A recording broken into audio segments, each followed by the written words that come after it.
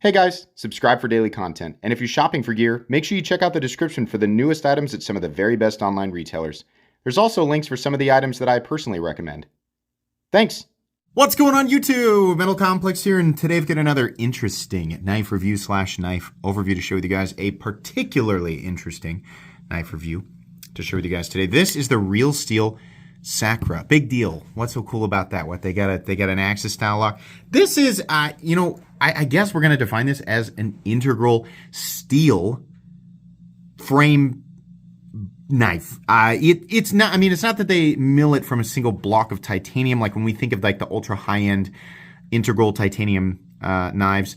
It's like the frame is one piece of steel that's been folded over to create, the frame, and instead of the traditional like two-piece steel frames, right? So it's kind of neat, and it does add a bit of additional integrity, I think, to the knife. It also, in some ways, simplifies the disassembly process, but it definitely is really, really interesting. This knife actually is available right now, and it comes in, a bunch of different styles. Real Steel actually sent me a whole bunch of these, which I'll do a giveaway on. But the design itself is really, really cool. We're just going to focus on this one today, just so we don't have the thing crowded up. I'm going to link this knife down below. It is absolutely available.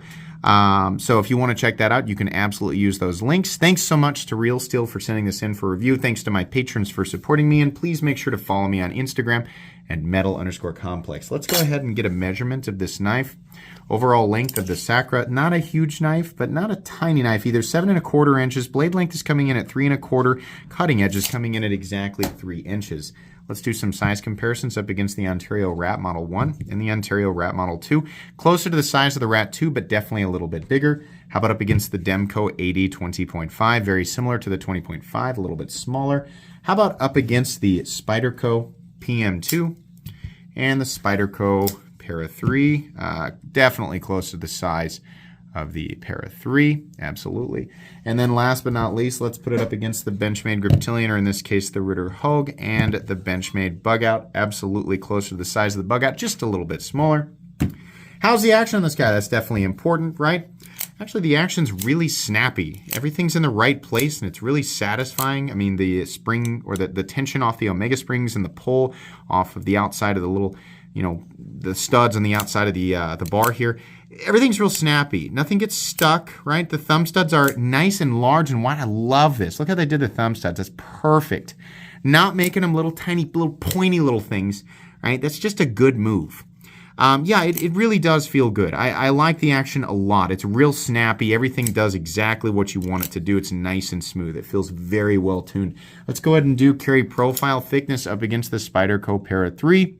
It's about the same. We have some contouring a little bit on the, it's subtle on the micarta here.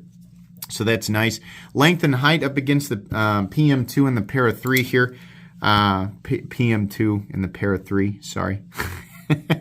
It's not super long and it's not super tall. So it's going to be an easier carry experience or a more lightweight, compact carry experience versus the PM2 or the Para 3. Let's go ahead and get out my tools for a hardware check. My tools are very inexpensive and very recommendable. You can find them right down in the section of my description that talks about the tools I use on this channel. The pivot is a T8. The body screw, it's not. That's a nice thing about this, is that it's really just got a screw for the standoff, which is also one of the, it just goes in the other side to hold everything in place, but it's just a couple of screws for the pocket clip and then the pivot. And that's essentially it. There's really not a, disassembly process with this thing. There's not a, it doesn't require you to take a whole bunch of stuff out to get to the internals. Speaking of the internals, I cut the video so you didn't have to watch me take this apart. I actually took the scale off of one of these so that you guys could see, where do you access everything. Number one, it is a D-shaped pivot barrel, so it was very, very easy to get the pivot and the scale off. You can see there, it's just flat and sits on top. The housing for the Omega springs, it's right there, milled into the micarta scale. Sorry, it was getting fuzzy there.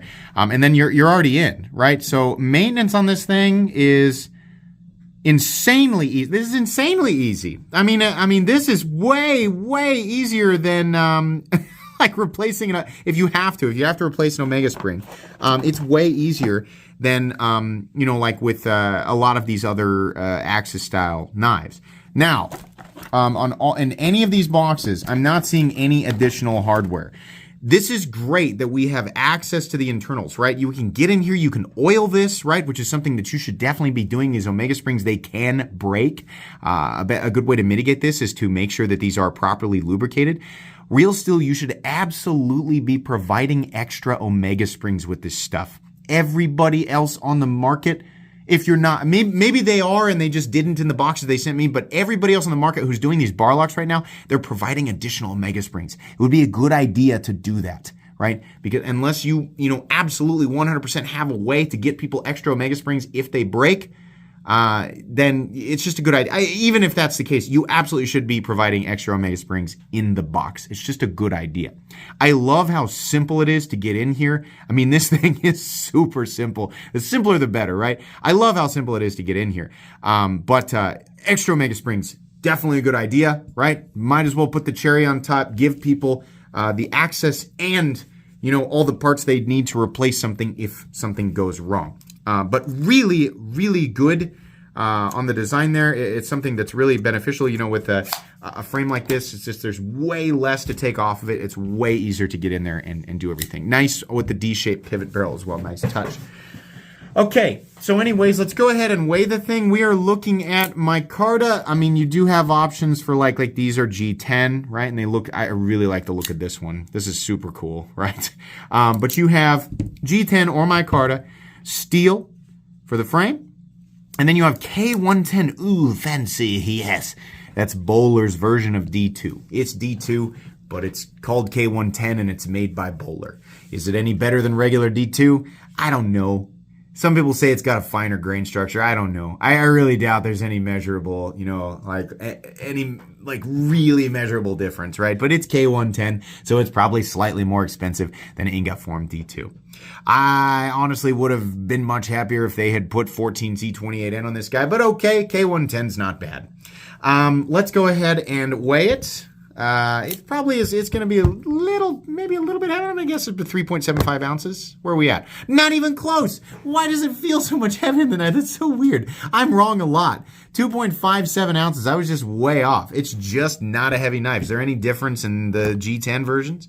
A little bit. 2.72. Okay, there you go. How about this green one here? That's 2.75. All right, I don't know why, but there you go. I was way off. Really pretty darn good ratios. Lightweight, compact, not an issue in the pocket. Pretty good. Blade stock thickness, let's go ahead and check that here real quick. Blade stock thickness on this guy is coming in at about 100, it says 116. It's probably 115 thousandths, which is nice. Good. Okay, meat and potatoes time. This is a nice, the profile is nothing new. We've seen this profile before. Definitely the cool factor here is combination axis lock with the folded steel integral frame. And that it's just neat in and of itself. It's just really cool. Technically, this is a stronger frame because it's all one piece, right? What will you be doing with the knife that will test that specifically? Probably nothing, right? The weakest part of the knife is still the pivot. So, okay.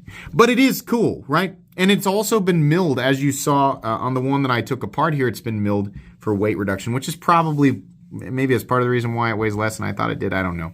It just looks, I like the look of an integral. It just looks and feels more solid. And it really does. Squeezing this thing, there is no give on this whatsoever, which is interesting because it's a smaller knife. These edges are a little bit sharp. They're not sharp like unfinished.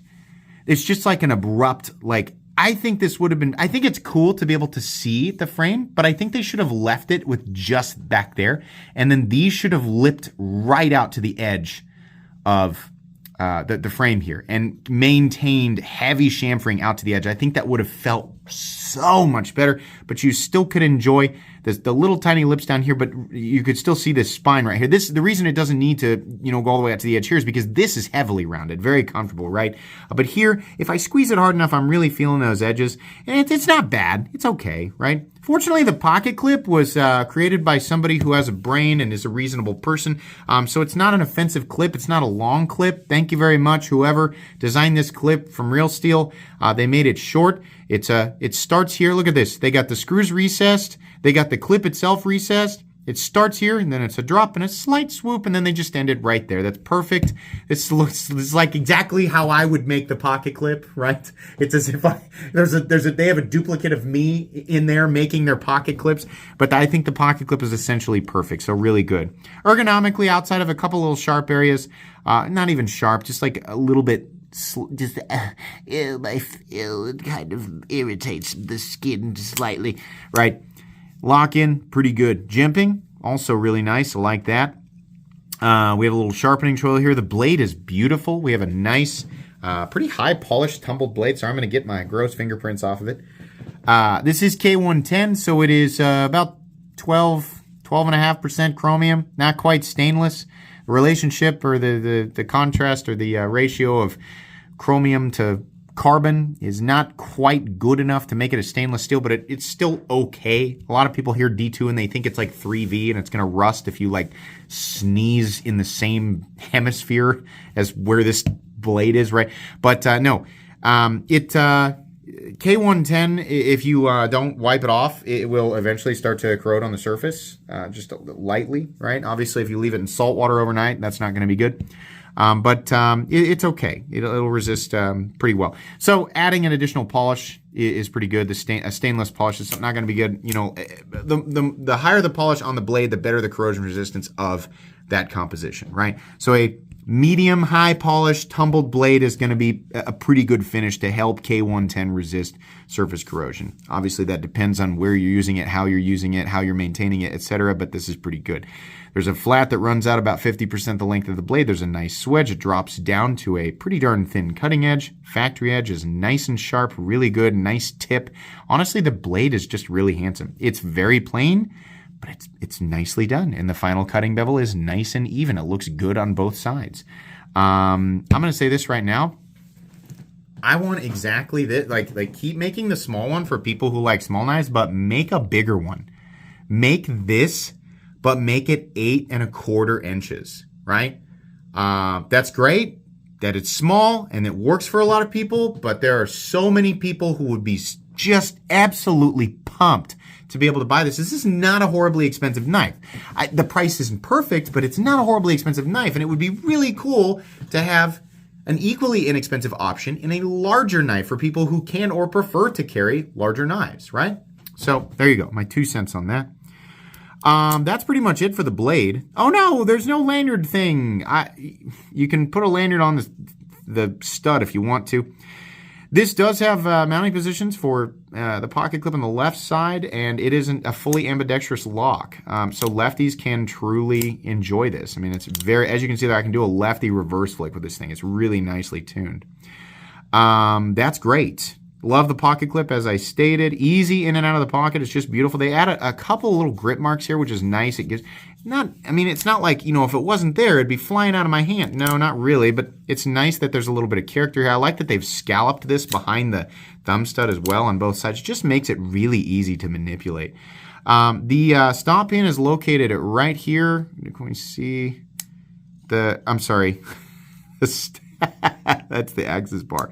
The actual stops are the studs, as you can see. If I pull the axis bar down, the only thing that's contacting are the 2 studs, which is great because that provides an additional point of contact over just a single point of contact stop, like on the Rat. This is just the tang running into the stop. This is 2 separate studs running into either side of the frame, giving it stability. Great lockup. This is completely and totally solid.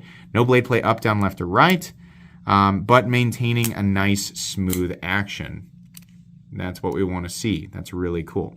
By the way, this is, can we take I'll look at the one that I almost had apart. This is running on bearings, which is apparent by the action. I just wanted to make sure and look in there. Because sometimes, you know, in the case of Benchmade knives with the axis lock, we see them on phosphor bronze. But this is running on bearings. The centering on this guy is perfect. Can we see? Right there we go. It's maybe this one is slightly off. Is it just flexing though? Yeah, I think so. I was gonna say this black one here, same story. How about the green one? These are all, of course, sent by them. And then this one I've taken apart, so I don't know that it's gonna be perfect. See, they kind of flex a little bit. I don't know what that is, right? But it looks like they're all pretty good. Honestly, fit and finish on these is really great. I think this is cool. It's you know, it's not like, oh my gosh, they reinvented the wheel. This changes the whole knife industry. No, it doesn't. But it is different. And people who like pocket knives, we like these little changes. I've never seen a folded steel frame before, an integral folded steel frame. I've never seen that. So that makes me like this. It gives it something kind of special, even if that element doesn't perfectly equate to utility. It certainly does make it easier to disassemble. I mean, the way that this is put together, it makes it easier to disassemble and maintain. But again, you need to give us extra omega springs, right? Just give us the cherry on top. This knife costs $89 off of their website. I really hope that these hit retailers and are just a little bit less. I told myself, you know, I'll be over the moon if this hits $75 or less, right? What would have made this knife perfect for me was a $75 price tag, even though I felt like that was kind of wishful thinking. 14C28N steel. And then these areas on the micarta, if they had come all the way out to the lips of the steel, right? Might have to back it off here to make room for the stops. All the way out to the lips of the steel. That would have been fantastic. I would have just died. And obviously, if they had made another version of this that was slightly bigger, which I absolutely think they should do. As this sits, though, it's still very, very good. And even if the price doesn't come down to like my magical, like rub my magic lamp, and oh, I wish it was, right? For all I know, this is a little bit more of an expensive process. It might not seem that complicated, but to get it exactly right, it might be a little bit more expensive than just making two pieces of steel and some standoffs and just screwing them together, right? I don't think $89 is all that bad. I think this is really cool, and I think a lot of people will enjoy this, right? So the price doesn't blow me away, but I'm not like, you know, I'm not upset about it. I think this is really cool. And it honestly is a good design. It's not like they were like, look, integral steel frame, and then they just did crappy everywhere else. No, the fit and finish is really good. The blade profile is good. The knife itself, everything here is just actually really awesome. I love how easy it is to get to the inside of this. I just think that's great. So room for improvement, definitely, but this is a good idea, and I hope they continue to do cool things like this. I liked this a lot more than I thought I would when they told me about it. I was like, yeah, okay, sure. But yeah, I was pleasantly surprised. I think this is really cool. So once again, you know, you have a bunch of different options. So use the links down below. I think it'll just go to the Real Steel website, but maybe by the time you're watching this video, they'll have hit other retailers, in which case I'll link those as well. But yeah, check them out. As it sits, this is a recommendable pocket knife. I think most people will enjoy it. That's going to be pretty much it today, guys. Let me find my... Where did my card go? I lost that one too. Did I? Okay. Do I have another one? Yeah. There we go. Here's the other titanium one. Please make sure to follow me on Instagram at metal_complex. If you enjoyed this video, leave a like. If you'd like to check out my other content, I do, of course, have lots of videos of knives that are either expensive or inexpensive that I do or don't like, so check those out. And if you enjoy all my content, go ahead and click on that Metal Complex logo right there and subscribe, because there's definitely more coming. Thanks again for watching, everybody, and have a great day.